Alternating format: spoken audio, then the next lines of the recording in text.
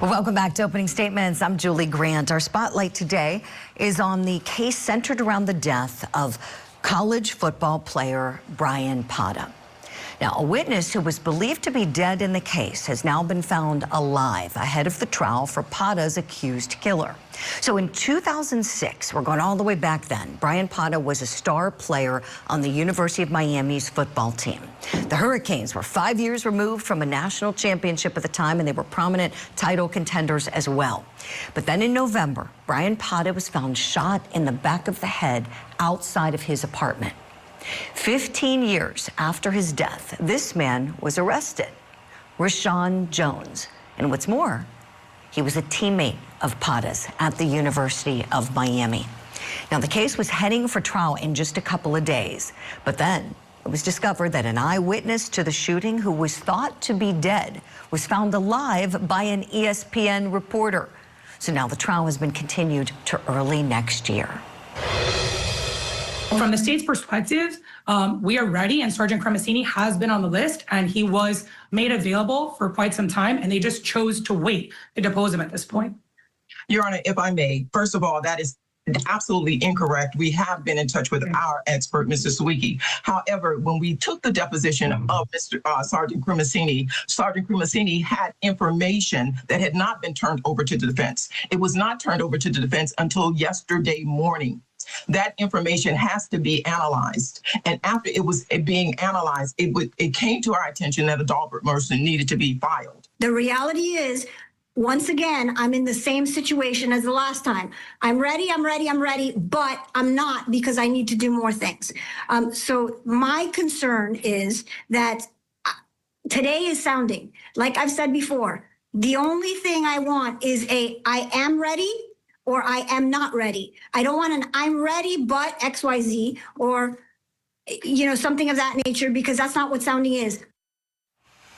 All right, you heard the judge there. So now the trial's been delayed till early next year, February 9th of 2026 to be exact. Let's talk about this case. I've got two outstanding guests on the program this morning to help me do it. I want to welcome them in now. I have the former state attorney in Palm Beach County, Florida, Dave Ehrenberg, with us, and former NFL quarterback Charlie Batch. Good morning to you both. Nice to see you. Charlie, I want to start with you, please. Let's start with a focus on the victim, a focus on Bryan. I really want to tap into your sports expertise here. Tell us who he was and what kind of promise you think he had. Yeah, talking to NFL scouts that was in the league at that time, they said he had potential as a former defensive lineman. And when you go from your junior year to your senior year, you get it graded and evaluated. And once you get that grade, now that can change depending on the type of season that you had in the fall. And those are type of things that we just don't know up until this point. All you can hope for as a player is the dream and the opportunity, and that opportunity was lost with this tragic incident. Yeah, it really was, Charlie, just awful. Dave, I know being someone who's been a longtime resident of South Florida and somebody who roots for the Hurricanes, certainly, I know you remember this time. Tell me, do you remember back when this case first broke? Yes, Julie, good to be on with you and with the great Charlie Batch. I've been a fan of yours, Charlie. So it's really cool to be on with you. So, yeah, as far as Bryan, everyone loved him. He was someone, when this happened, it was such a tragedy to hit the Yu family, and it was compounded by the fact that they couldn't catch the killer until years later. I mean, this was a mystery. And then finally, years and years later, they finally made an arrest. And now more and more delays. I mean, because of COVID, and now because of this bizarre issue involving a key witness who saw the killer run away and then identified that person twice in two different lineups, and then apparently was thought to be dead. Now, the prosecutor's office, by the way, said that they never said in court that the witness was dead, but yet the judge is always going to err on the side of the defendant to give the defendant more time to protect his right to a fair trial. Appreciate it, Dave. I've got more legal questions for you. Charlie, what do you think if Bryan would have been able to continue his college career with hopes of playing beyond that, probably aspirations of going to the NFL, what do you think his chances would have been? It's tough to say at this point because we don't know, the type of season that he would have had, and then ultimately going to the NFL Combine in Indianapolis and bettering your times and your results to maybe hopefully get it drafted a little bit higher and ultimately making more money in that particular perspective. So these are things that we just ultimately don't know. But regardless, if he was not a first-round pick, he could have been an undrafted guy, go on, make the team. And I've seen many players that have went on and had long careers as undrafted guys. So you just don't know kind of how your career is ultimately going to play out. And those are things that, again, we just won't know. But based off what I was seeing prior to, he had the opportunity. Yeah, appreciate it, Charlie. Dave, could we talk a little bit about how wild it is, or at least it is to me, that ESPN found the witness, this witness that the prosecutors believed was unavailable or maybe even deceased, and for that reason unavailable. Bottom line, they couldn't find him. And this case has been going on for years. Since 2021, Rashaun Jones has had this case pending. What are your thoughts on the fact that ESPN found this witness? Do you think these prosecutors should have found him? Well, I can imagine the internal conversations within the state attorney's office, Julie, where they must have been just furious at saying what went on. I mean, I could just imagine them trying to figure out how this could happen, especially in such a high-profile case. Now, they went to court and they said in front of the judge that a review of hearing transcripts would indicate that prosecutors did not tell the court that Mr. Connor was dead. And by the way, I misspoke. I said that was in front of the court. That was in front of the Miami Herald, they said. So they are now saying that you will see we did not officially tell the court that this key witness was dead, but they clearly thought the witness was unavailable. So either way, it was a mistake, and I'm sure that there is going to be a head that will roll because of this. And by the way, the testimony of this individual was preserved. This was during COVID because the individual's age, his health issues, they did get the testimony preserved in a recording just in case he was unavailable.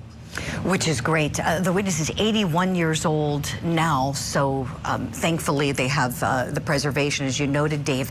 And Dave, I'm curious, a follow-up for you.